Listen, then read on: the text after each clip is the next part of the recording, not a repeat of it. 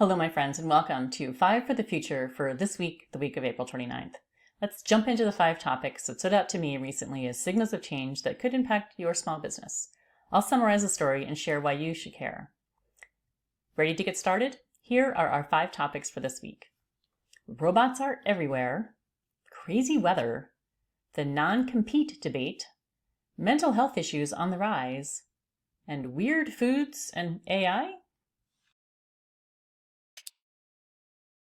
Mental health issues on the rise.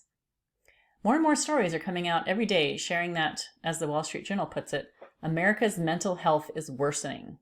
As a result, mental health urgent care sites are popping up to address the increasing number of adults and children in need of help, hopefully shifting the care away from the emergency room and other urgent care centers. This is a positive step, but there's still a serious lack of mental health professionals to address longer-term care and follow-up from these urgent care centers. While there are plenty of opinions on the cause of this increase in demand for mental health services, one thing is clear: we can't ignore it. Mental illness costs the U.S. economy $282 billion annually, according to a recent Yale University study. About 1 in 5 adults live with mental illness in the U.S., so we clearly need to expand the availability of mental health services. What does this mean for you and your small business? With so many people struggling, it's very likely that you have employees, customers, or suppliers who struggle with mental illness or whose family members struggle. How can you help? Making sure you offer some sort of insurance for mental health issues and some flexibility in work hours or days off is a great start. Some employers are working to help their employees better connect so that social isolation doesn't make things worse, with social events and funds to encourage outings and more.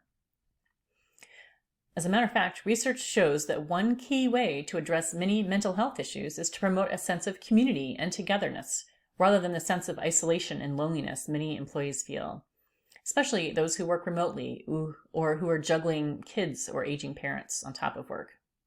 So what might the future look like? In my ideal future, we have figured out the importance of social networks and found new ways to connect people. It's not a coincidence that I have moved my own work from market research to peer group facilitator. I see the magic that happens in a room full of business owners when they realize their peers get them and really understand where they're coming from. We can all lift each other up with more one-on-one interaction and less cell phone and social media activity. And that's not just the peer group facilitator saying that, but the market research data shares the same conclusion. All right, that's it for this week. Thanks for watching. I hope these 5 topics and my take on them get you thinking about how these signals of change could ultimately impact your small business. Join me again in 2 weeks. Thanks.